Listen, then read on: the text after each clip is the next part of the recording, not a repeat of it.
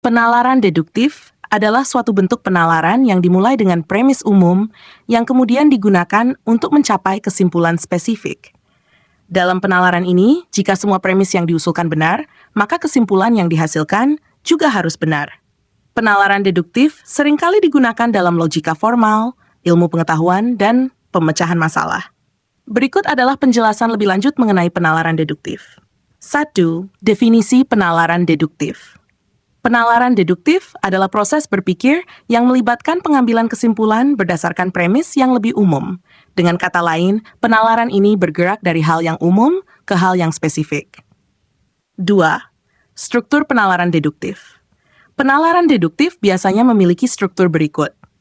Premis mayor, pernyataan umum atau prinsip yang dianggap benar. Premis minor, pernyataan spesifik yang berhubungan dengan premis mayor.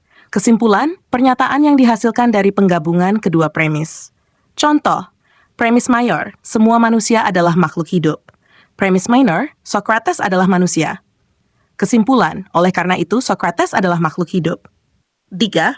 Ciri-ciri penalaran deduktif, validitas. Jika premis-premisnya benar, kesimpulannya juga pasti benar. Ini berarti penalaran deduktif bersifat valid. Generalitas. Penalaran ini sering dimulai dari prinsip yang lebih umum dan diaplikasikan ke kasus-kasus spesifik. Penalaran deduktif mengikuti langkah-langkah logis yang terstruktur dan jelas. 4. Kelebihan penalaran deduktif. Ketepatan. Penalaran deduktif cenderung memberikan kesimpulan yang tepat jika premisnya benar. Keteraturan. Proses penalaran yang sistematis membuatnya mudah diikuti dan dimengerti.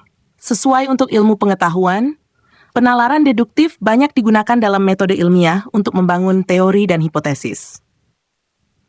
5. Kekurangan penalaran deduktif, ketergantungan pada premis. Jika salah satu premis tidak benar, maka kesimpulan yang dihasilkan juga bisa salah. Kurang fleksibel. Penalaran deduktif tidak selalu mempertimbangkan kasus-kasus khusus atau nuansa yang mungkin relevan dalam situasi tertentu. Tidak selalu menciptakan pengetahuan baru.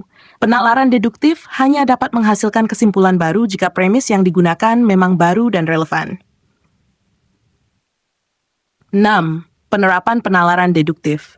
Ilmu pengetahuan dalam penelitian ilmiah, penalaran deduktif digunakan untuk menguji hipotesis berdasarkan teori yang ada.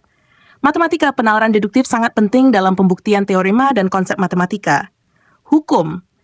Dalam hukum, penalaran deduktif digunakan untuk membuat argumen berdasarkan undang-undang dan preseden.